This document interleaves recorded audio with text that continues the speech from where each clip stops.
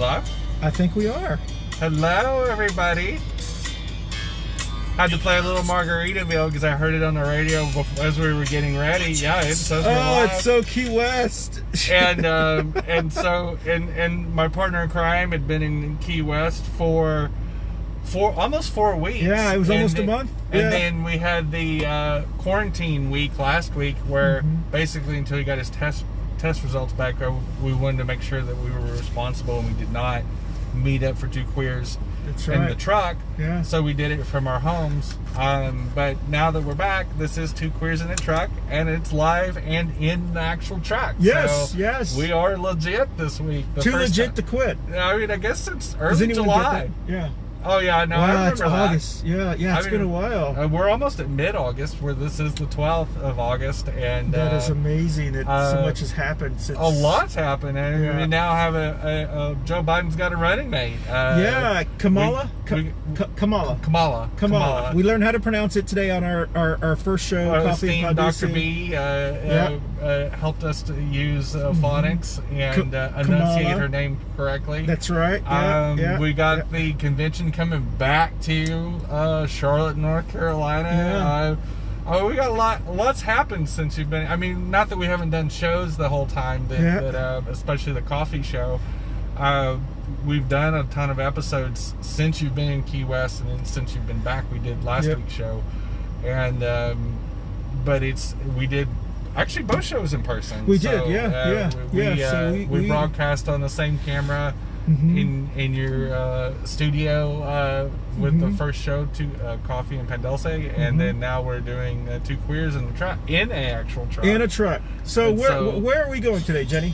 I think we picked South End. South End. Where we're going to head towards. So we are going to drive to South End, which that's where we'll go. Yeah. And then of course we've got to stop at Mickey D's so we can get some fries. Yeah. And, you know the drill. We got to get some artery stopping stuff. Yeah, I actually did not eat Mickey D's yesterday. So while you've been out of town on Tuesdays, I've been instead of eating tacos on Tuesday, I've been eating Mickey D's. Oh, okay. As a preemptive strike to my arteries before we did Two Queers on Wednesday. Normally on Wednesday we eat Mickey D's at the end of the deal. We drive through a drive-through. Yep. Super healthy, and I get my basket of fries. It's one of the few things. I mean, I could get a salad. I could be super well-behaved vegan. I figure since I'm hanging out with you anyway, I might as well indulge in all bad behaviors. And but you make it sound like I'm a bad influence on you. Come on, you are. It's all good. Yeah, I keep coming back for it, so obviously that's right. Your bad must be good. That's right. But I'm gonna have to switch masks because I wore this so much in Key West that this part's kind of loosening. Is it slipping down? Okay. So don't breathe. Look away. Don't breathe. Yeah. All right, we're gonna do a switcheroo here. The switchy-do? Ta-da! Okay, there we go. Yeah, that one's the elastic is a lot better on that one. The other one I kept having to pull up. Okay, excellent. So, I need to wear my Medicare for All mask next week. I've got it in my car. I just keep forgetting to wear it. Like I've worn it out once. Yeah.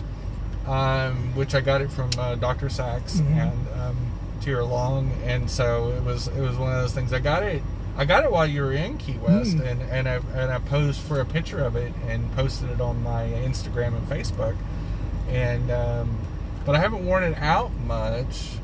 Why only is that? Because basically because I'm not really going out. I mean, I go to the grocery store maybe once a week. I'm not really going to any events, obviously. Yeah. But I guess we should get on the road. Yes, let's get on. Okay, so we're going to head out to South End. We're going to do most of the show from... Once again, I can't remember if we started... Yeah, you did start it properly this time. So this is Two Queers in a Truck. I'm Christian Cano and... Jenny-Jaymes Christian, of course. It's great to have you. We're going to be throwing shade. We haven't really been throwing a lot of shade, but today I really want to... We threw a lot of shade in the first show, we too. did, that was a little... I got a couple slaps in on you, and you got a couple slaps back. Yeah. And then... But he finished it out right by give some gifts that I took care of his home and his pets while they were out of town in Key West, and of course in turn I used his barbecuing grill to grill some vegan sausages. How did that work? It worked fabulous, actually, and I really mastered cooking I'll have to cook the vegan sausages next time when we do a cookout here. Okay. because I mastered the technique on how to cook those properly. So they don't come out mushy or too dry or like dried out. Yeah, because we had that issue. These are actually been immaculate. In fact, I still got 4 of them left in my refrigerator. Oh, okay. And because I cooked I cooked more than one batch while you were out of town. Okay. Yeah. Originally, I was going to only cook one because I thought you were going to only be gone 2 weeks, and then I ate all those, and I was like, oh, more. So I ended up cooking 2 more batches while you were out of town because I got addicted to them. Okay, well, we're heading off. I'm the driver, and I'm not going to wear my glasses because it fogs up when I have the mask on. And, awesome. I want you to see my beautiful brown eyes. Oh. So, here we go. Oh, let me get us off 4-wheel drive. To have that. We're gonna go 4-wheeling. Yeah, that's right. We're gonna off-road edition. Did you see us? Yeehaw! And most likely we would end up getting stuck, and then we'd have to have somebody bailing us out, which would be hilarious. And Andrew would probably not be so happy. Yeah, I know. We would be in trouble. Yeah, we would be in trouble. So, we talked about a lot of things. Well, not a lot of things on the Coffee and Pondusa, but one of the things I was thinking about this, I wouldn't want to talk about is our city council person that we have in district, Lady Tariq. I was thinking about it, and because when you watch the city council meetings, and he's always like he's either like in a DJ booth or his home studio. Yeah, he's like in a studio, and then he's got a nice one though. Yeah, and then the last one, he was like the room was dark and he was very mysterious, like in the background, sitting in a chair, like he was like some like little, Dr. Evil. Yeah, like some creeper or something. And I thought to myself, he really is representing the wrong district. He is a city council person that probably should be representing maybe South End or Plaza Midwood or something like that. You mean like a predominantly gay area because he's so dramatic? Is that what you're saying? Yes. Let's get to it. He's very theatrical. He is very. We normally in that district we have a very bland white guy, or a very he is almost like Ed Driggs kind of person. He definitely has the flair for dramatic, just like a drag queen. Like I think he would look pretty in drag anyway. But I think that's why we lost him with Lady. Oh yeah, no, you put a little makeup on him. He's got nice cheekbones. He's actually a pretty man. I do mean that. He is a good-looking man. You can say that and still not like him. Yeah. But I have noticed in his public appearances, and even when I've seen him in person, he's always been dramatic. Yes. Very, it's just over the top. A lot of emotion. Which is not normal for that district. Usually that district, because that district is, it's like the whitest district in Charlotte. Yeah.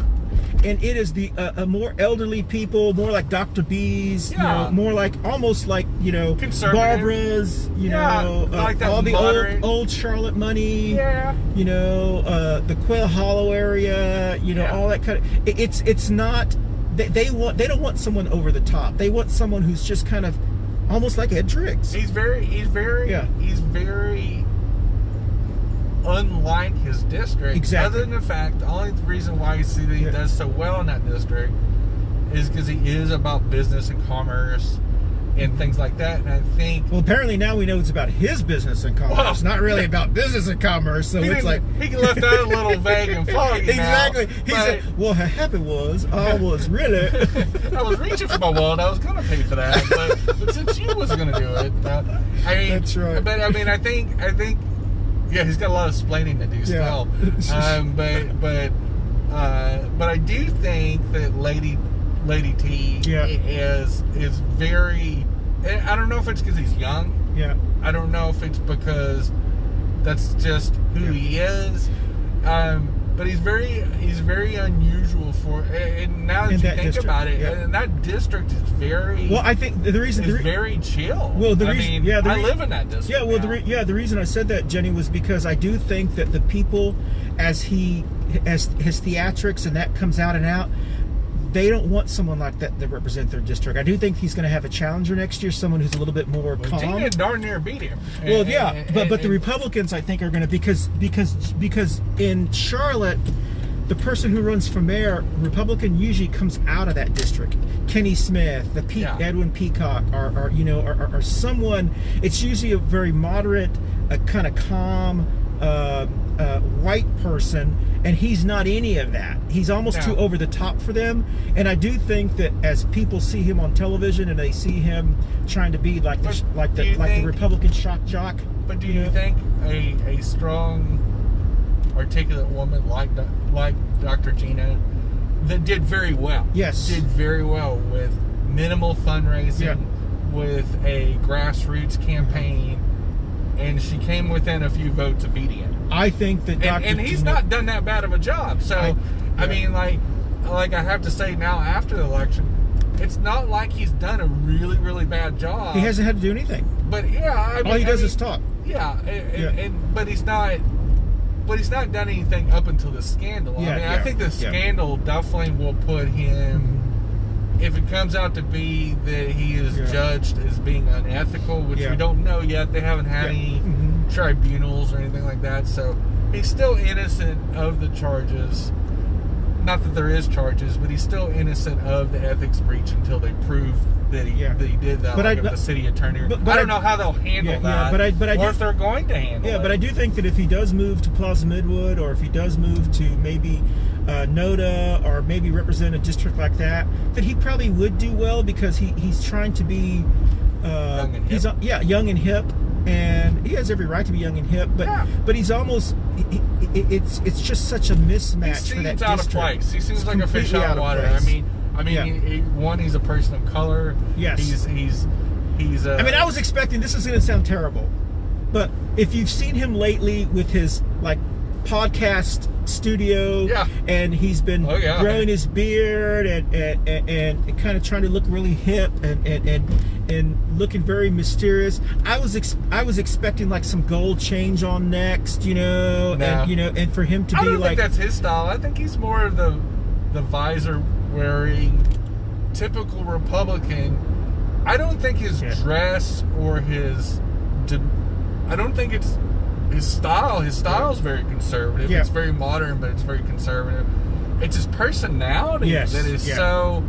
It's just a mismatch. It's not anti-Republican because there's a lot of drama queens as we've seen with a lot of ladies. Lindsey Graham, Donald Trump. I mean, they're all got a flair for the dramatic. I mean, we saw, Kavanaugh, the way he behaved as a conservative judge, he went from laughing to crying. He basically seemed like a 6-month-old baby out there. I mean, he was so thin-skinned and so dramatic.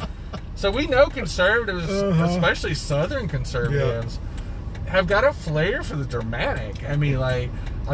Very sometimes almost, I hate to say effeminate, but just very wrist flipping. But it is, Jenny, and that's why we've been using the term lady, because they're and I know, because if I say they're acting like effeminate, that might not be a positive thing. Yes, misogynistic. But quite honestly, from a guy looking at someone like that, it's what's the attributes that we attach to women? Yes, which ironically is so weird, because you look at the female heads of state all around the world, and they're not like that. The Prime Minister of New Zealand, and she's so matter of fact, and she just sat down at the Benning Grove and said, "This is what we're going to do." And she worked with, basically their Congress, and they hammered out a plan. Nobody argued, and they've had no new COVID cases for 102 days. 102 days. With a population of 5 million people, which people can say it's a remote island, but it's a small island. There's 5 million people that live in New Zealand, which is 4 times bigger than Charlotte, and we've had dramatically more cases than that. And the fact is, New Zealand's about the size, population's about the size of Houston, and the island's probably not much bigger than Houston, and they have 0 cases, and you look at Houston that's running at capacity and beyond their capacity. They have a huge hospital district. Their hospital district in downtown Houston looks like it's a whole city. A small city in itself. It's one of the biggest in the world, if not the biggest in the world. I think that's where Dr. B came from. I think so. I'm not sure. I know. I think it was in school in Texas. Yeah, I know that because I've looked at his bio. Well, so anyway, I mean, back to Lady Tariq. I mean, I did think it's fun, and I was thinking about this the other day, that how out of place he is for his district, and that I do think that what we have noticed, those theatrics and the drama queen and all that kind of attention seeking, leaving the dais going, there's a march in my thing and it's just that was probably one of the most dramatic things I've seen. And then you flip over and you look at some of the video casts from the march that was going past the South Park Mall. And he said it's the end of days. It's the end of days. On bicycles and on foot. The cops were on bicycles. They weren't in full SWAT gear, mysteriously. Yeah, because it was almost all exclusively white people. They're walking single file on nobody's lawn, walking down the sidewalk on Fairview, and it was one of the calmest, most the demonstrations that I went to. So have I. They were very calm. We both. I mean, the only ones I went with you. Yeah. And they were super chill, like the one that the NAACP did with and I'm blanking on the name of the younger group, the co-sponsored. It was like the something kids or I can't remember. Fed Up or something like that. That's right. Yeah. It was very well run. The young adults that were doing all the legwork on it, like handing out bottles of water and masks and everything, very well organized, very respectful. The speakers they had, which were mostly young black and indigenous people of color, were amazing. Very inspiring. Gave me chills at times. And the march and the demonstration was beautiful. And then we went to the other one where we marched to where the Black Lives Matter mural is on the street, and then we knelt for the 8 minutes, and that was with the mayor and a bunch of other people. Mark Jarrell, and I think Mark Jarrell was one of the organizers of it. I believe. I want to give credit where credit's Sheriff due. was there. The fire chief was there. The DA was there. The police chief was there as well.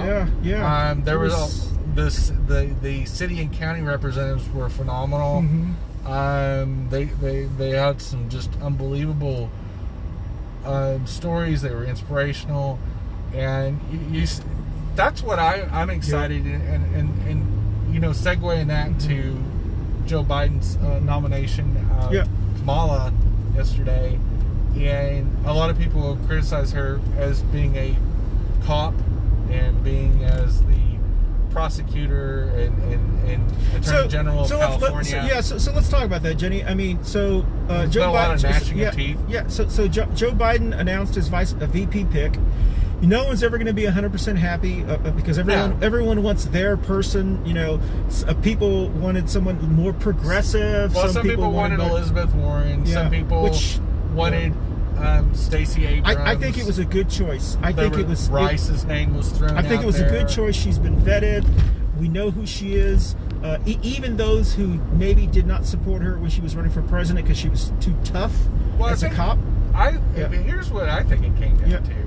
One, she finished in the top 10 of candidates, and she bowed out in December of 2019. But she made a hard run for a very underfunded campaign, but it was a great first run for her. Second, she's younger, and we have to speak to the fact that Joe Biden is 77 years old. And is probably buying calendars 1 month at a time. And the truth is it's not that he isn't fit for office, but 4 years is a long time when you're 77. Yes. And that's a very stressful job. We can point to Obama, how much he aged in 8 years. Like how much he physically changed. He aged gracefully. He's a good looking man. But he aged. And you want to have a vice president that presumably, whether he has to step down because of health or he passes away, he basically is picking who could possibly be the next president of the United States. And so he needed someone who was able to do that. Had the gravitas to do that. I mean, And there's a lot of the other names that were thrown out that are women, except, and I'll take Elizabeth Warren off that list. Yeah. Most of them don't have a presidential presence or a national deal. Yeah. And when voters are going to vote, whether they're progressive or moderate, they're going to vote for a Democrat, because conservatives aren't going to vote for a Democrat. Would you think that's what hurt Sarah Palin, was that people didn't think of her? She was like, a kook. Well, yeah. She was a kook. I mean, she was easy to make fun of. Yeah. You know, her life was a dumpster fire. Mm-hmm. Her family were kooks Yeah. too. They were an embarrassment. She did not have any stature. She was more like shock value. And she was more. Yeah. He needed something like to shock people. The model-like women that they have as broadcasters on Fox News. Like, she looks like somebody that would be good on Fox News, but she was not. She didn't come off as presidential, and she represented a state of Alaska, which is we've got a very small population. Yeah. It's not and on not the a diverse mainland United population. States. Yeah. It's a very bizarre state. And whereas Kamala represents California, our most populated state, our the most successful commercially state, it is known around the world. Mm-hmm. I think it in Texas, or in New York, are your big three. Mm-hmm. Yeah, and so she represents, and she's a senator from there. Yeah. She was the top cop from there. Mm-hmm. She represents a background of being an attorney, being a I think it's a great choice. I think plus she represents women of color, and she's willing to stand up. Yeah, she's willing to stand up.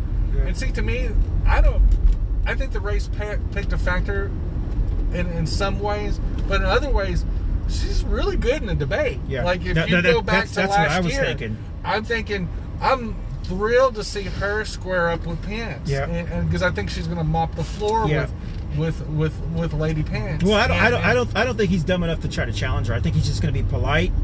It's going to be a very but I don't think she's going to let it go. So I think I think the thing is, he's going to say something that's going to be just stupid enough, and it's going to be demeaning, or she's going to be on it. Yeah. She's going to be on it, and I think, a lot of people in my community, the transgender community, don't like her because of how she locked up trans women in men's prisons. Okay.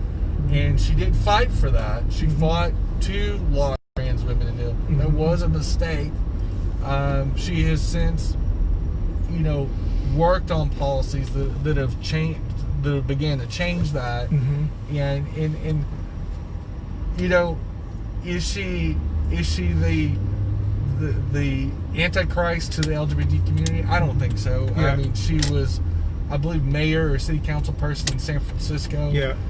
She did a lot of things for LGBT rights in that city. She's not like a Tulsi Gabbard that ran a concentration camp for gay people. Like she doesn't have blood on her hands. Yeah. She's not perfect. She has a history. Yeah.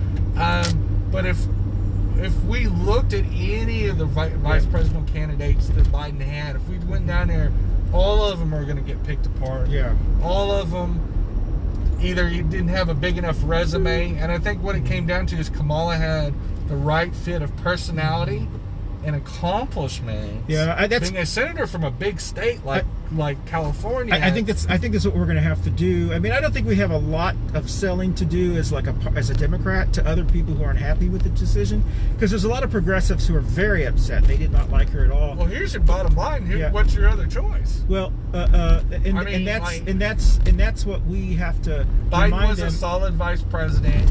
We have to remind them that at every level of this hiring stage, as hiring managers, we have to weigh what we see, and at this now we're at the level where we have these two people, and we have a Libertarian and Green Party candidate as well. I have to admit it, and so at this moment, I think everyone has to look at the individuals that they think can make an impact on whatever issues are important to them. So I have to interrupt you. Your brother weighed in. He goes, one calendar at a time. Wow, that is some super shade. I love it. Yeah, I thought that was kind of funny. So I do think that there are people that don't, even who are maybe really, really progressive, but I don't really think that they're 100% Democrat. They're just progressive, and I do think they don't like Biden and and Harris. And what I would say to them, then don't vote for him. Yeah, but if that's not who you want to vote, don't vote for him. But vote for someone that you want to vote for. I think time makes us absent-minded because Obama was not the most popular Democrat when he got nominated. No, he was not. Especially the Hillary people hated him. I mean, they were just like, well, and the white Southern racists that are still in the Democratic Party, like they use the N-word a lot about him. Like a lot of his detractors did not come from the Republican Party; they came from the Democratic Party. Exactly. And so there was a lot of shade thrown towards the church that he went to, Jeremy. One moment they said, well, he's Muslim, and the next moment they were making fun of the Christian pastor that he attended the church, and how that person is scary and is going to influence him, and we're going to have all this. What white people were scared of is that a black man that's president is going to do to them what they've been doing to black people for 400 years. But don't you think it was very hypocritical that they were questioning the pastor that Obama went to, but yet no one questions the pastor that Pence goes to or the one that Trump doesn't go to? yeah. Or the fact that Trump doesn't go to church. Exactly. Still doesn't go to church. So it is, I mean, we know it's hypocritical, and I think we're to the point now where we have to say, you know what? Unless it counts as casino as a church. That's right. I think people can pick apart Biden, but Biden was a solid vice president. Yeah. I think he's going to be a lot like Obama. Yeah. I think we're really going to see Obama 2.0. Yeah, I mean, so do I. I think we're going to see it because Obama still lives in Washington, D.C., so a lot of people, they may not be aware. I think we're going to see a lot of influence. I know Obama's going to come on as an advisor sometime. You know what I'm really excited about? And I know this is terrible and you're going to call me misogynist or whatever terms you use. I just don't want any more Hillary Clinton influence. Well, I don't think that's misogynistic. I just don't want... I think she just has a she would have been a pretty good president. Though. And the people that worked in her campaign and followed her, they are so toxic. So and the Bernie fans. No, I would. The Bernie Bros are just as scary. I would not disagree with that. I mean, the Bernie Bros, I think, have got to own part of their. There's not really any Bernie Bros anymore. I mean, there is. Like, you don't read Facebook that much. Though. There's a ton of them. Like, they're still trying to poo-poo Biden. Oh, I see that, and I've seen that, and Bernie got I beat understand. Twice. Yeah, Bernie got beat twice, and well, so's Biden.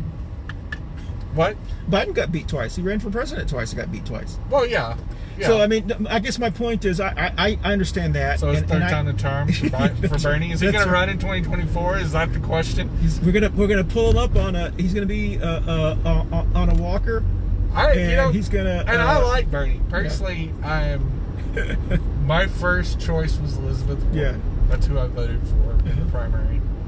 My second choice was Bernie. Yeah. The reason why I picked Elizabeth over Bernie is I think she's just more articulate and smarter. I mean, to be very, very frank. Yeah. And I think Bernie's also, he's never left the bubble of Vermont. Yeah. So he represents a 97% white state. Yeah. With a population of 800,000 people.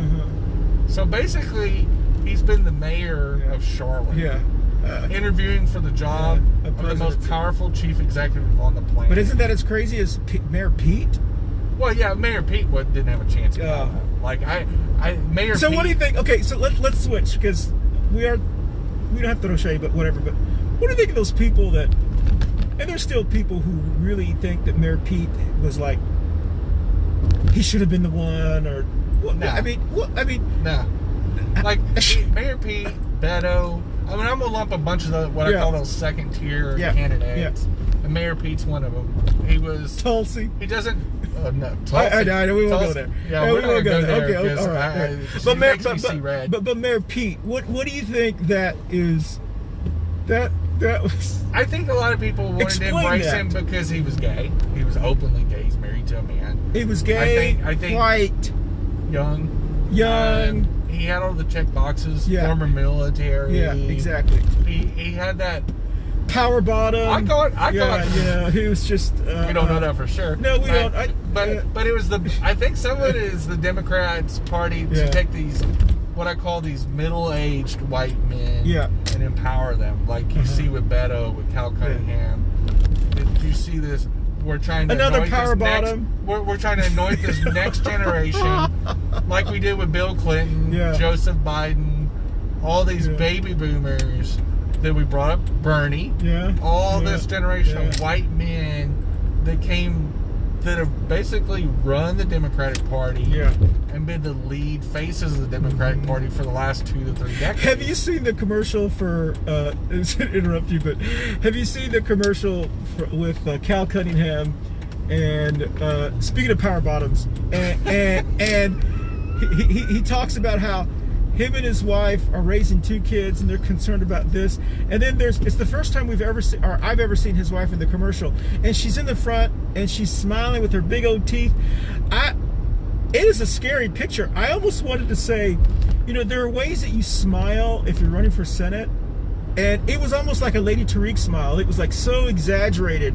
And dramatic? Yeah, it was like, it was like this. I'm gonna have to take this off. It was like this. And I was like, oh, girl, this is not, what are you doing? So I always wonder if these people never taken a speech or debate class. Well, she hadn't. She's never taken a small class. Well, I mean, you do have to be aware of what you look like when you pose for a picture or you're in a video. Yes. And because even smiling, like you need to practice it. You do when you do public speaking or anything, where it's caught on camera. You have to be careful of what you wear, what image, because you got to be very image conscious. And I'm sure she's a very nice. She probably is. I'm sure she is. And Cal, I've met Cal, and I don't blame her or Cal. I blame the person who made the commercial for not saying. The director shouldn't have exactly. Like, I'd be like, we need to do a retake. Yeah, let's look a little bit more Senator wife, not awkward. I mean, not like you just came from your first gay bar and you're excited because you had a couple, shots and you're like, ah, girl, that is beautiful. Yeah, so, it was just. I think, when we go back to Hillary's campaign and how mismanaged it was, not by Hillary, because the candidates, a lot of people don't know this. I do, just from being involved with campaigns, and you ran for office, that most high-profile candidates are going to have a campaign manager. Oh yeah, well, and advisors, keep them on track. Yeah, exactly. And with a presidential, it's probably a staff of 2 or 3 or 400 or 1,000 people that are got immediate contact with that candidate. And only a fool runs their own campaign. Yes, you did. Yep. And that's true. You're right. The one time I got in trouble was when I did listen to our campaign manager, and I screwed up big time, and I completely admit it. I can tell you. Yeah. I can tell you that Hillary's, because there was no message, there was nothing on point, and it was very confusing, and so many of these candidates jump out there. Yep. And I give Bernie his due. We know what he ran on. The problem is that he kind of ran on just one thing. Yeah. He kind of just, you didn't like. Yeah. You couldn't see him as doing anything else, and that, and I think that's what kept a lot of Democrats from voting for him. Was like, okay, when his idea struggles, because a president has to be a chief executive. Yeah. And I think when you pigeonhole yourself, I still think Bernie would have been 100% better than Trump. Oh yeah, no. Bernie was my number 2. Yeah. So, when I criticize Bernie, it's not because I think he's an idiot. I think Bernie's a very intelligent man. I think he's a very compassionate man. I think he would make a very good president. Yeah. I have no doubt about that. I'm talking about the candidate, and how they run their campaign. And so, I think that the only reason why Biden beat him is because, one, he was a vice president for 8 years, so he got name recognition. That's a huge advantage. It was the person we know, and we're comfortable. And we're in a crisis. Having to go through 3.5 years of the drama of Trump, people just want, God, I just want some... People want to see the ship pulled in calmly. Exactly. Yeah, I'm tired of the you got a Twitter in chief, the Cheeto in chief, which is kind of what you've been talking about. That the people, and you said this on the last show, the Two Queer show, that Trump, the people who are going to beat Trump are his own Republicans who've turned against him because they're tired of the craziness of him. And I think that's what's going to happen with Lady Tariq in his district. That those individuals are going to get, if they're not already, I think you're starting to see kind of rumbling, is because even Kenny Smith, who ran for mayor against Val Lyles 2 elections ago, but represented that district, and Tariq took that. He was the person who was after Kenny Smith.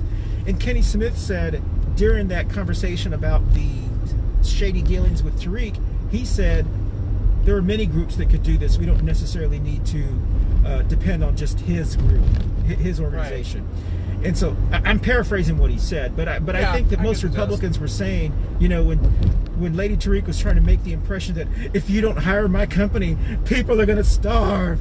We're the last chance for black and brown people. We are their saviors. And he was being so dramatic, you know, and I think there were a lot of Republicans rolling their eyes going, girl, please. You know, it was just crazy. I think you see a lot of that, though, in politics is that what I call I don't know, Tariq's not white, but that white savior mentality. Oh, and we get that from the Democrats too. So what are the issues we have is like, if you don't like that Jack Nicholson movie, The Few Good Men, you need me on that tower. You need me on that wall. And without me, everything will crumble.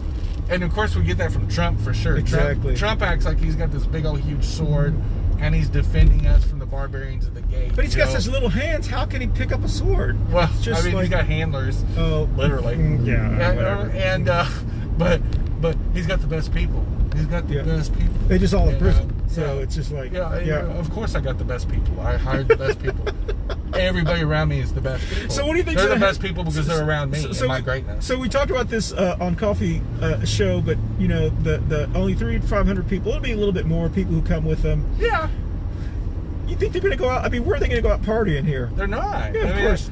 You know, something's going to happen. There's going to be some scandal. I hope so. There's going to be some scandal. One of them's going to get really drunk. My question is Lindsey Graham coming? Oh, Lady Graham, I think she's staying away. I think, because she just lives in the next state over. Yeah, but I don't think she's coming because her escorts can't come here. Well, yeah, they can. She can bring them in. Oh. Yeah, I mean, there's buses and rail lines between here and D.C. What was the sound that she allegedly makes when she's... oh, we don't want to go there. Was it a squealing sound or something? I think, I can't remember. I think banjos and the deliverance reference. You got a pretty mouth. You got a pretty mouth. Yeah, you got a pretty mouth. I mean, you know, and luckily, her opponent, Harrison, has not really jumped on that to his credit. Yeah. But they are neck and neck. Yeah.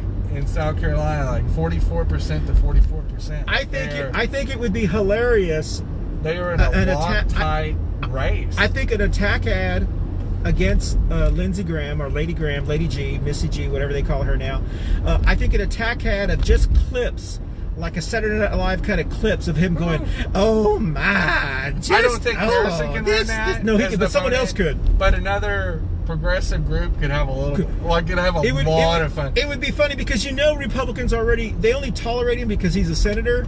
But the fact that he's gay. Yeah, well, he's gay. Well, I think he is, but but I think that there's been enough sex workers that have come forward that have been extremely descriptive of what he likes and what his body looks like. But don't you think, but Jenny, like details. Jenny, we had this conversation before. Don't you think the same thing is in the Southern Baptist Church, at least like in Texas where we come from, where everyone knows that the music director, the choir director is a big old flaming queen. It is usually the one who, is sponsoring people in gay pageants and even regular pageants, Miss Texas pageants. Yeah, but we don't talk about that in the South. Yeah, well, I know. That's my point. They're very flaming and they're very, whatever, but they're tolerated because they do something that the church needs. And so, it's a necessary evil. Yeah. But all it takes is one little slip and then everyone turns on them. Well, I mean, it's basically the same role I play. Yeah. In my circles. Mm-hmm. That I have many circles, including many progressive Democrats, that tolerate me as a openly genderqueer person. Mm-hmm. But it is not lost on me that if I did something scandalous they would turn enough, on you in a second. That the invitations to events would shut off like a spigot. Now, if you and my close friends wouldn't, they would probably keep me in arm. You wouldn't, but you're scandalous. No, she didn't. Yeah, I mean, not to throw you too much shade, but you are the black sheep of the Democratic Party in Charlotte. Let's just say it. My association with you has caused me heat, not if put it down. Whatever. But whatever. It's just the truth. I was going to do that. Hold on. Whatever. Because you have a little bit of history. Talk to the hand. You have a little bit of history. but you're outspoken like I am. It's just that the only thing is I'm slightly smarter than you. Because I won't run for office. Because I know I will put myself in a situation where they're like, oh God, she just said that. And it was recorded. She's done. But what a funny flame out is that? Yeah. Like if I go by the saying, if you're gonna piss in the pool, do it from the high dive. And but I think speaking of that, are you ever gonna run for office again? Not to put you on the spot. I have no intention of running for office. However, I will always be there when people need me. Cool. So So I think like anyone. That was a very qualified answer. But I think all of us, especially those of us who have been involved in the community now. Yeah. That when you're involved in the community, I have no intention. I don't need someone like I'm not like a Lady Tariq or someone else or even a Cal Cunningham or whatever. I don't need that for validation. I have validation from you guys and from just things that we do, but I do know you have to make decisions. There are some times, or maybe in a couple of years or a decade, if someone says, "Hey, Christian, we would really, we need someone to step up." I really have another question past that. So, go ahead. Do you think that you fit more in the activist lane than you do in the politician lane? I fit more in the advocate lane. Okay. So I'm not an activist where I'm willing to be up there and put myself in jail, and I'm not from a politician where I'm not willing to kiss people's behinds to get in office. Even though I don't think you necessarily have to, but so I'm more. I like to kiss the ring a little bit. Yeah, I don't mind kissing things, but it's just. But it's just. I really like to support people. I think there's more power, as we are finding out. There's more power behind the scenes than there is in front of the scenes. I don't think candidates have the power. I think it's the people who are behind that candidate that have the power. Are puppets. I mean, you're a puppet of your party. Yeah. Because if your party doesn't agree with you or deem you important, like Lindsey Graham, for example, when the Republicans get tired of him, now that we found out that he got openly outed by these sex workers. Yeah. And he must have not stiffed them. But anyway, but from their description, I think he's a power bottom. I think he is. I think he's a delicate power bottom. Yeah. I think he's a polite power bottom. Yeah, I'll tell you what, the articles are very descriptive. I think he's like there is no gray area left in the articles. So what do you think? What do you think the voice of Lindsey Graham is during that act of power bottoming? Well, they said he pitches up his voice like Minnie Mouse. And I'm a huge Disney fan, so that really crushed me in a lot of different ways. I cannot look at Minnie the same way. I think this is some of the other. I think this is physical descriptions. I think it's I can tell you that sex was the last thing on my mind after reading things about him. You have to. I mean, but they're getting paid. I think it takes a lot for someone. I think it takes a lot for someone to get paid to sleep with someone like Lindsey Graham. Well, I think that's the whole point. Well, I makes a substantial income. Yeah, and so I think you literally, and they sign these NDAs too, like. Who makes a sex worker sign an NDA? There must be some high-end sex workers in Washington D.C. I'm assuming there is. There are. When I lived there, the 2 years I was single, back in 98, 99 or whatever. Are we about to get a confession? No, really. Where you going with us? There was this big dance bar called. It was huge. It's now where the baseball stadium is. Okay. But that whole section was dance bars and like topless clubs and things like that. It was kind of like, it was the Navy Yards, and it was kind of seedy because they had different law. It was federal land. It wasn't city land. Oh wow. So you could actually dance naked, nude, whatever. It was a huge dance club, and it was packed on Saturday nights, and it was predominantly gay. That a huge disco ball. Well, I met this person there, and turns out the person was an escort. Yeah. And I didn't necessarily know what that was, and a friend of mine was explaining it to him. I was like, what on earth? And I was very disappointed because I wasn't about to pay, because I didn't make a lot of money at the time. And so we became really good friends afterwards or whatever. But I remember, like, a year later, I went back to DC and I picked up one of the rags, and there's a big old picture of him on the back. You know, I'm like, oh, please. Well, and sex work is very common in the trans female population, and I don't, you know, I personally know, and not just escorting, but also like camming and you know, different aspects of sex work. I mean, like and sexualized work, and it is a profession. It is something that whether you're an adult star, whether you're, you know, an actual one-on-one sex worker or more. I mean, if you really want to pay. But I think it's something that in our society should be legalized and streamlined. Oh yeah, I mean, as long as they pay taxes. I mean, you know, that's the libertarian part of me. Well, I mean, also too. I mean, the fact is that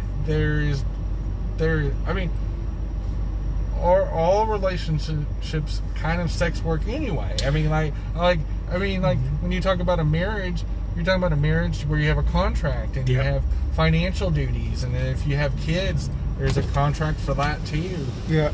And the kids are the result of sex. Yeah. You know, so it's kind of Diet Coke, large Diet Coke, and a basket of fries, please. But I think one of the crazy things about... Thank you for choosing McDonald's. How may I help you? Yes, ma'am. Can I get a McDouble, a spicy McChicken, a six-piece McNugget, a small fry? A what fry? A small fry. And then a basket of fries. A large Diet Coke, and a large unsweet iced tea. Okay. Any sauce for that 6-piece? No, ma'am. No, ma'am. No sauce? No. Okay, so I have a large Diet Coke, a large unsweetened tea, a basket of fries, a small fry, a hot spicy McChicken, a McDouble, and a 6-piece nugget. Yes, ma'am. All right, the total will be $11.91 at the first window. Thank you. You're welcome. But I think one of the ironies of society is that we poo-poo so many things, but you know, thank you. One of the crazy things is that we demean certain career choices or certain thank you vocations, and we deem them as distasteful because there's no difference between an escort and a person who marries a wealthy guy in Myers Park. Yeah, I mean, that's the truth. I mean, like, one's being paid. They're both getting paid. Yeah, they're both being paid. Thank you. Diet Coke. You know, when... Was that the Diet Coke? Yeah. And they already marked it. That was a little... Okay. Squishy squish. Reading is hard. Yeah. Words are hard. Thank you. But it's... But I guess one of the hilarious things is... Thank you. Hand that to you. Thank you. Let's hit the store. Oh, that smells so good. He gave us 2 large fries, but not a basket of fries. Oh no. I guess the medium fries, 2 medium fries are equivalent to a basket. Yeah. Is what they'd said before. So yeah, I think that's good. Yeah. They still have the small fry in there. So. Okay. So anywho, there's not going to be a lot for the RNC to do when they come here because the gay bars are closed. Yeah, except for the ones that decide to serve food so they can stay open. Oh, I didn't know. Are there any that are open? Or I think Chase is open. Yeah, they are, because they got warned about staying open too late. I saw their name in the paper. Well, yeah, all these bars and these restaurants are wanting to stay open late. But Sidelines isn't open. No, it's not. Which I haven't really been keeping up to date, but Argonne's not open. I don't think Argonne, it never opened, did it?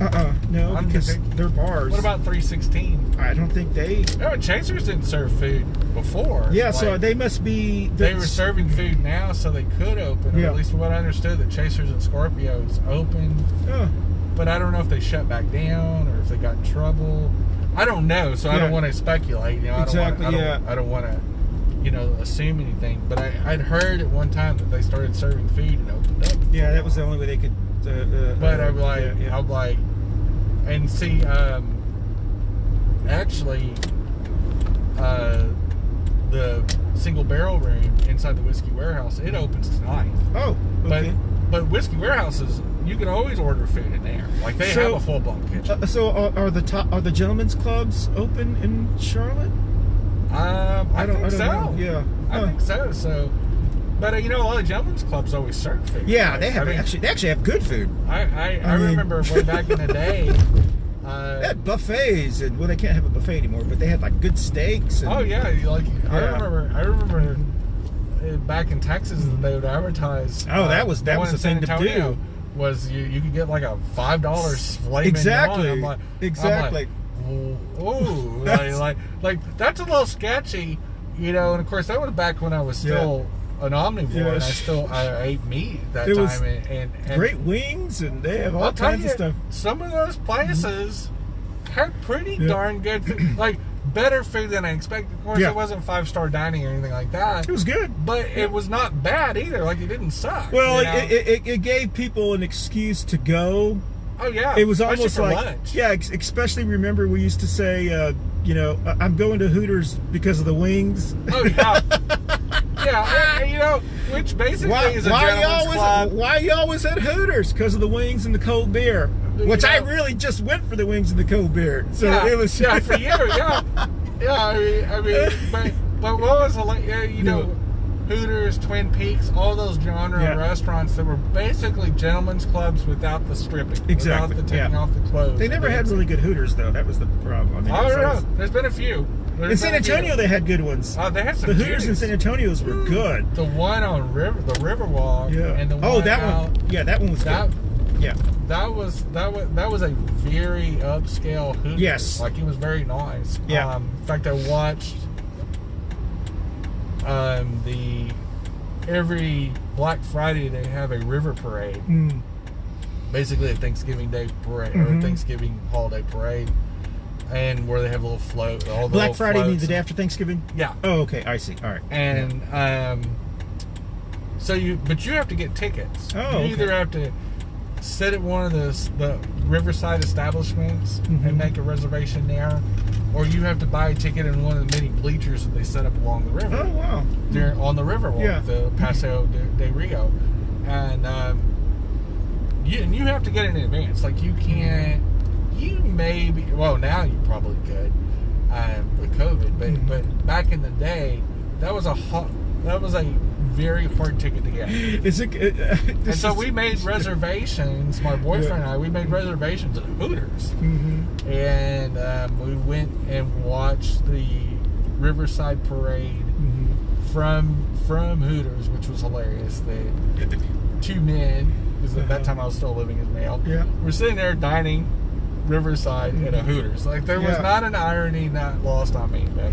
Well, I just think it's so funny. We have this joke. When you start using back in the day, you're getting old. Oh yeah, no, I know I'm old. Back in the day. It really was. I mean, you're talking 20 years ago. It's amazing. I mean, like late 90s, early 2000s. Back in the day. And I want to say this was like 98 or 99. And we're gonna start saying because we know life is. Yeah. We know life has changed already, and it's ridiculous to think that we're going to be back to where we were before COVID-19, at least for a couple of years. And then by that time, life has changed, so we'll have a new kind of way of thinking, just like after 9/11. Well, speaking of that, I mean, New York, the state of New York, and the city of New York estimated that 1/3 of the small businesses are gone forever. Yeah, and they probably should be, because they closed. And but Jenny, what do you think about that? Because we talked about that before, and you mentioned, and I completely agree. You said that it's not your right to have a business; it is a privilege to have a business. It's a privilege to own a business, and it's a privilege to go into a business. So commerce is a privilege, not a right. So this thinking that everyone who opens a business has a right to make a profit, has a right to this. That's a gamble. Yeah, it's a gamble, because what makes you.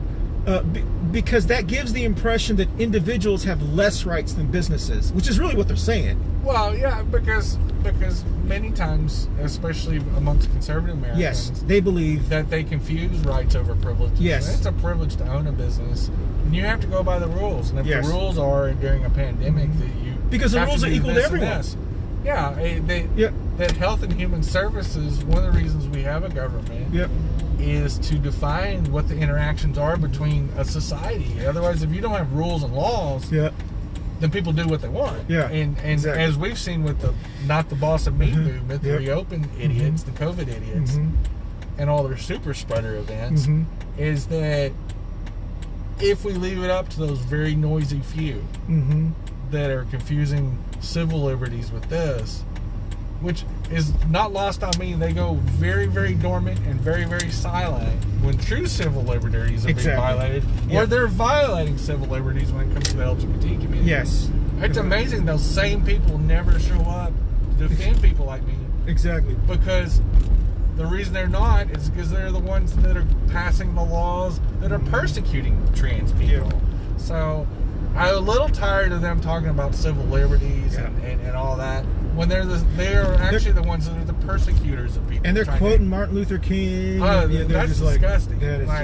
Like, so you want to eat? You're comparing your struggle trying to dine at Chili's when you want to without a mask on to what Martin Luther King and people of color went through in the South and all over this country, but specifically the Southern United States. Like, those journeys don't really kind of add up. You didn't come to this country in shackles. And that's and that's what we have to say. And I was going to say that about Kamala, is that men of color are going to have to stand up, and hopefully some white ally men as well, like I think someone like Dr. B would stand up as well. But specifically, men of color are going to have to stand up to other men when they start trying to treat Kamala with sexist things and racial things. Yes, more than I think racial. And we are going to have to start standing up to them as we would our moms, our daughters, our and we can't remain silent because it's going to come. Well, and I've seen it even just. With that's going to be incumbent upon the Biden campaign insulating them too. Like, I think Biden's going to have to do his part. His campaign's going to have to do their part on the literature they put out, the propaganda they put out. And quite frankly, she's the choice. He's already made his choice. So we own that as a Democratic Party. That's who our ticket is, top and bottom, and that's our ticket to win. And they deemed her through multiple interviews, not just with her, but with other female candidates. But we're really going to have to step up. We're really going to have to step it up and make sure that we defend her.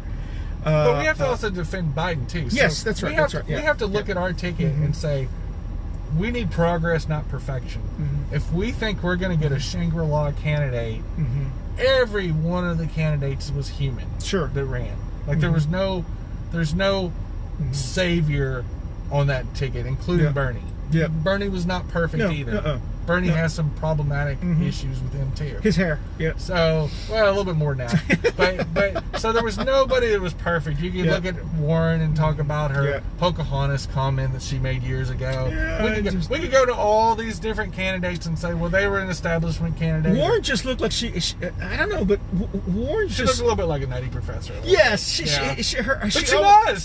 always looked like someone was shining a bright light in her eyes. But she was a law professor at Harvard, no less. So I mean, like, that was one of the reasons I loved her, was not only is she well educated. I think she makes a great senator. Yeah. I think she was a hell of a presidential candidate. She probably was too smart. Yeah, I think she was too smart for what we. And I think Bernie's too wordy. Yeah, I think he's too wordy. Bernie's not that he's too smart, because I don't think he's as smart as Elizabeth Warren is. No. But I think what Bernie is, Bernie's like, he's not the nutty professor. Yeah. He reminds me of the Doc from Back to the Future. Eureka! He gets up there with those crazy eyes and goes, Eureka! I figured out how to cure our medical problems. And I think his personality, and I do like Bernie. I like the fact that he's got so much piss and vinegar in him. So we're obviously going over a little bit, because we went out a little bit further than we thought we would. We went to South End, and of course we had to stop at our Mickey D's. So we're probably going to go over about 10 minutes before we stop. So bear with us. So in the last 10 minutes, I really want to talk about the scandal that's going on, or I don't know if you want to talk about it, with MeckPAC. Oh. That's kind of a sad situation. I think MeckPAC. I think we need MeckPAC. We need a group like MeckPAC. Maybe not the current group of people that are running it, but we did need MeckPAC. Well, obviously, for people who don't know what that is, I'll briefly explain what it is. Sure. It's basically an LGBT alliance lobbying for LGBT worthy candidates, candidates that are running that will uphold and defend the LGBT community, because there's so many people, Democrat and Republican, that have turned on the LGBT community. Obviously, because of the bathroom bill in North Carolina. North Carolina does have a dubious history with the LGBT community, and in the recent scandal, if you want to call it that, to me, I've read over the stuff that I've seen, I've seen on the surface. I've read the article. It seems like there's a lot of shade being thrown from the publication that I'm not going to even dignify the publication by naming them, but I think the article was shady. The article was shady. It was kind of tough. Even because they're trying to make a person in our community that works for Pride look bad. I personally know the man. I know his boyfriend as well. They're good people. The interactions I've had with Charlotte Pride, and I can't talk to MeckPAC, because MeckPAC wasn't really that much of a thing. By the time I moved here, it was already going downhill. And all I can say is my interactions with Matt have been nothing but awesome.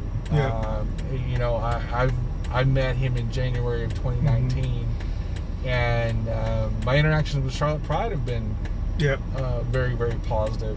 And I know from volunteering, sitting on the board, being involved with nonprofits, specifically in our community since 2016, there is a lot of political jockeying, a lot of backstabbing in our community.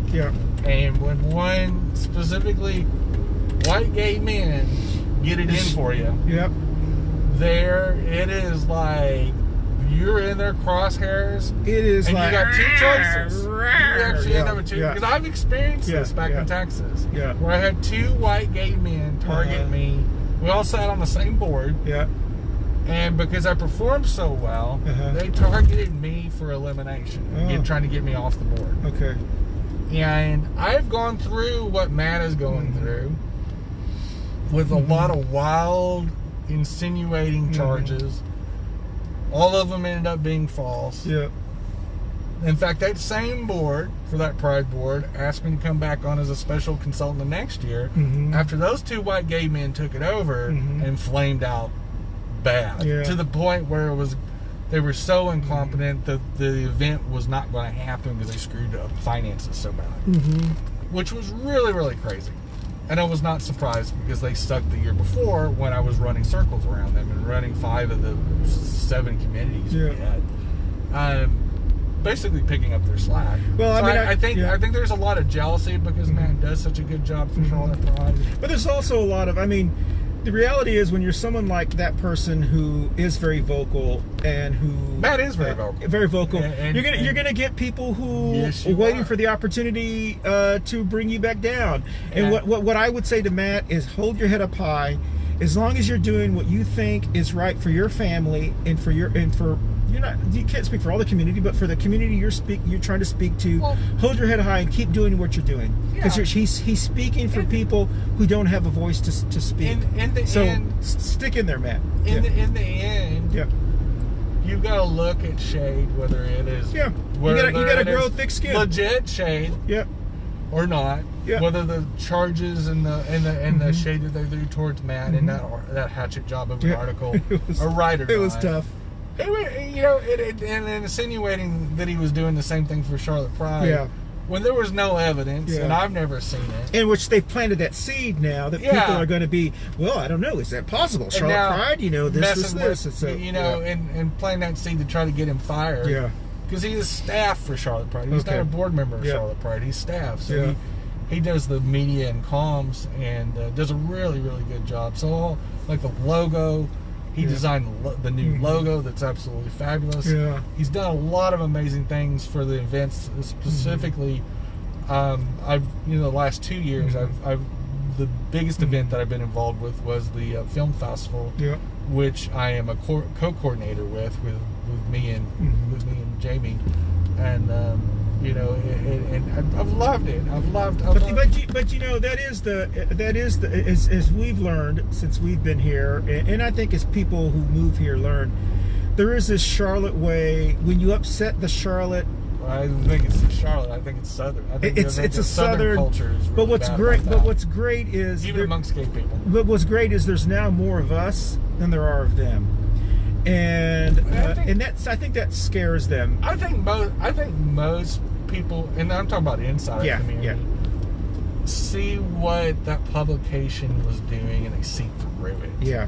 And so when you see shade thrown at somebody, and I compare and contrast my association with you, and I had many people in feminist circles that are very upset that you and I do a show together. They're upset with me because I do a show with you, that I will associate with you. And my word to them is that Christian has been a consistent good friend to me when other people have not. Like, they want to tell me how to live my life and who I'm going to associate with. I'm going, unless you feed me, sleep with me, or fund me, I don't need to hear anything from you. But thank you for your advice. but yeah, I didn't come out. I've had people come up to me and say that you shouldn't associate with Christian. Literally have told me that, and I'm like, I don't remember consenting to you being the chooser of my friends and my associates and what shows I do. But that is the bless your heart Southern way. And they believe it's a plantation mentality. It's time for you to step off. Yeah, they believe that it is their right to let other people know this is what I think you should be doing. And it's really kind of bewildering because we didn't really have that way in Texas. It was more libertarian. It was more don't get in people's business or whatever. But here there's this belief. Texas has that too.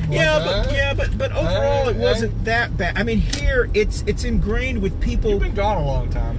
Well, no, that's right. But I can tell you. But this is what I was going to say, Jenny. But in Texas, there were people. I don't know how to say this, but there were people who maybe are from old money in Texas who believe that. People who had new money didn't really say that until they had old money. There are people here with no money that believe that they have the right to tell you what to do. But don't you think all those people are the same people, that there's small people that don't have game. Oh, of course, that's true. Yeah, and are really, you've already risen above them in life. Yeah. And that's why they're trying to pull you down. Yeah. Because they want you back down on their level. Yeah. And I really see that as inside the LGBT community and outside the LGBT community. Yeah. Anytime that I have somebody that I feel is trying to throw shade at one of my associates, instead of trying to promote someone, instead of trying to say, you know what, y'all, Matt, whoever, or good at what you're doing. I may not agree with what you're doing, but good at what you're doing, because when you move forward, we all move forward. Exactly. And that's really the way you should be. You know, to be completely transparent, I had an incident with Charlotte Pride in the winter, and we worked it out. We sat down like adults, and this is the way you should handle it. We sat down with adults, and it was with a staff member that she made a mistake. She owned up to the mistake. We figured out how to prevent the mistake from happening in the future. And our relationship and our friendship and our working relationship has never been stronger. That's great. So that's what we sat down with all of us in the room and said, this is what bothers me. This is what bothers me for the future going forward. But I said up front, I'm not going anywhere. I'm not going to run out and get on my social media and flame Charlotte Pride. And I see so many advocates and so many activists that will jump away from an organization like Charlotte Pride and then trash them. And I'm going, but you were part of it. And, like, so and some of those people did that to MeckPAC. Yeah, they did that. And so bringing it full circle, I see this with MeckPAC. Some people jumped off the ship. Some people got thrown off the ship. And now some people are trying to sail the ship now, or they're trying to control it. And I see that publication. I think they're one of the ones that are trying to control MeckPAC and guide their policies or tell them who they can associate with. Kind of like the deal with me and you. And I think what it comes down to is they want to have more say than everybody else. So you better attack that strongest rival. And I think Matt provides a very strong, powerful voice for the LGBT community based on his accomplishments. Because he's risen up in the world since he came to Charlotte Pride. He came on as a board member, then he came on as a part-time employee, and then he went full-time in January 2019. And he has shown his worth to Charlotte Pride and has helped that event grow and grow and grow and manage itself during COVID. And I hated to see that they were trying to insinuate that Charlotte Pride needed to be. I mean, they had to tear him down. They're trying to tear him down because that is one of the true gems of Charlotte and with the LGBT community, and it's only going to make the event and everything stronger. But I wish they had approached it differently. But then we wouldn't be able to throw shade at them. So that's just the. But I think that is that TinFoil hat award goes to. So because we're I'm gonna go ahead and say it. Go ahead. I'm gonna go ahead and say it. It's Q Notes that's attacking. Okay. And it was a very shady. We're gonna get an article about us now. Yeah, I hope so. Hey, you've made it in Charlotte and the LGBT community if you get a hatchet job article about you on the Q Notes. So they've never targeted me before. They've never targeted me before, and I ran for Congress. But two queers in a truck's probably going to make the news. Exactly. But the bottom line is, I think sometimes you have to sit down like adults, whether it is the RNC convention in Charlotte, where cooler heads always need to prevail. And it's not because I was excited the RNC was here, but honestly, it did Charlotte no favors for it to blow up. It definitely did not help the RNC. It didn't help the RNC. Most of all, the group that got hurt the worst on this are the delegates. By their own doing is the delegates. Can you imagine? Can you imagine being chosen? I just want to go and vote. No, can you? I mean, can you imagine being a delegate and then going? We're going to Charlotte. Oh, we're going to Jacksonville. Oh, now we're going back to Charlotte. Oh, what are we doing? Because it's not cheap to travel to those things. They change all that stuff. That is crazy. That would be crazy. And what a pain in the ass. And so, at the end of the day, is be an adult. Sit down with people, even people that you don't agree with or you don't like. If I was a delegate, I'd vote against Trump just for putting me through all that. Because the stubbornness and the silliness and the shade. That was crazy. His team tried to blow up Governor Cooper, which was completely stupid. Like Governor Cooper's going, we're not saying we're not going to host this. Exactly. We just wanted these rules in place. We want you to scale it down. At the end of the day, you're not the boss of me. Governor Cooper was You're right. not the boss. That's the whole thing. So the moral of the story is, even Trump's buddy, the governor of Florida, DeSantis or whatever his name is, punted it ball back to Charlotte. Exactly. And the city of Jacksonville punted it back to Charlotte. They go, we really don't want it either. Like, we kind of got this put on us. I mean, it's kind of hilarious. I mean, if you really think about it, it went from a convention. Very childish. it went from a convention to just like a local sales conference. Yeah, yeah, 500 people is nothing. I mean, it's like a sales conference. Dude, truthfully, it's not that. It's not a threat to Charlotte. No, it's like the Bank of America Southeastern Division sales conference is coming in for the weekend. It is 500 people is nothing. Yeah, and I'm glad at the end of the day that it got worked out, and that Charlotte's gonna fulfill their obligation. The RNC can still have their convention because they still. They have a fundamental right to have their convention. Yeah. They just needed to do it responsibly. They always talk, conservatives, I've always heard, we got to have personal responsibility. And they didn't accept, And they didn't. Yeah, that's the thing. Like, y'all need to learn a lesson from this, is that y'all need to have personal responsibility and corporate responsibility and making sure that wherever you had your convention, whether it was Jacksonville, Vegas, Charlotte, wherever, in the middle of a pandemic, that you're not going to try to have a 50,000 person 3-day full-blown hoopla. Is that the reality is nobody can do that. The libertarians didn't do it. The Democrats aren't good. Nobody did it. And so, you know, we've all got to make COVID make sense as much as we can. We can't go back to what we were doing because our world's not that way anymore. That world's gone. Yeah. And the sooner we accept it is the sooner that we get on with it and we pivot and that's right. We change our thinking. Well, this time next week, we will actually the Biden acceptance speech will be on the Thursday night, right? Is it Wednesday or Thursday night? Is the convention for the Democrats next week? Yeah. I thought it was the week after. No, it's no, next week is Democrats, the week after is Republicans. So it's this weekend. Yes, so they're on Monday, Tuesday, Wednesday, I don't know, Thursday. They're during the week? Yeah, it's during the week. Ah. Yeah.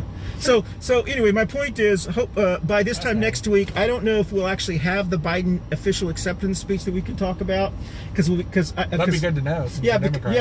Exactly. Because Monday night they have speakers, Tuesday night, Wednesday night, and I think Biden and Kamala are going to be talking on Thursday night. Yeah. So we'll be talking about. And they're doing their photo op today, so they're so we'll be talking Delaware. We'll be talking about that next week, and then the week after is the Republicans, and I'm sure we'll have a lot to. Well, I think it's going to be eventless, so it's going to be. Well, there's not much they can do. Yeah. I mean, like I think one of them is going to get busted at Harris Teeter somehow. God, it'd be funny. Yeah. I want to, and probably somebody that's not actually involved with the convention. Yeah, so it'll be someone's like. I do delineate the people that are losing their stuff in Trader Joe's and Target and all that. They're not actually delegate level. Exactly. Yeah. People, you know, your delegates are fairly normal people that you know are business owners and attorneys and people like that. Yeah, on both parties. Yeah. Both parties. That are fairly reasonable people. And I'm going to say the RNC delegates did not want this storm to happen. This was definitely a Trump campaign issue. And I think it's going to be pretty chill. But I think some of the crackheads that are going to come to Charlotte from the Carolinas, they're coming here from Gaston County, that aren't invited guests, that are just going to show up with their rebel flags and their Lincoln County 1984 Chevrolet pickups that are covered in mostly a shade of rust. Yeah, that's right. And did they have what's this? I think it's the redneck, not the boss of me starter kit. You got to have a "Don't Tread on Me" flag. Yes, you got to have a Confederate flag, and then an American flag, and then a Trump flag. And then they'll have their Trump flags. They'll have their little red hats on. Yeah. You know, and so we're going to see a lot of that. Yeah. You know, that weekend. We'll see those hangers on. You know, that drive into town on a day trip. That's right. Yeah. They probably won't even spend a night here. They'll come in, eat at Denny's, and drive around town, you know, showing their muscle. Oh, I'm so tough. I'm so tough. They won't be able to go to the Chick-fil-A drive-thrus because their flags will be too high. They'll take them out. Yeah, that's right. All right, well, y'all, thank you so. It was great to have y'all this week. I hope we talked about things that you didn't care about. But then that's a normal episode. If we were talking about stuff that was important, it would be 2 queers and a cock. So don't forget tonight, 7 o'clock. On this channel, HIV and me. It'll be an important conversation about HIV today. Is that right? Yeah, and it's going to involve local advocates and a very, very well-informed panel, and with a very important dialogue that you know, HIV still exists. It's still a worldwide pandemic. and what the state of it is. You know, obviously we're going to ask some really cool questions, and tune in. It'll be. I know I'm going to learn something, because you know, I'm not an expert on HIV or HIV medicine, nor am I a doctor. I just play one on TV. And so tune in tonight at 7 o'clock and see us live. Bye. Bye. Thank you. Mask up.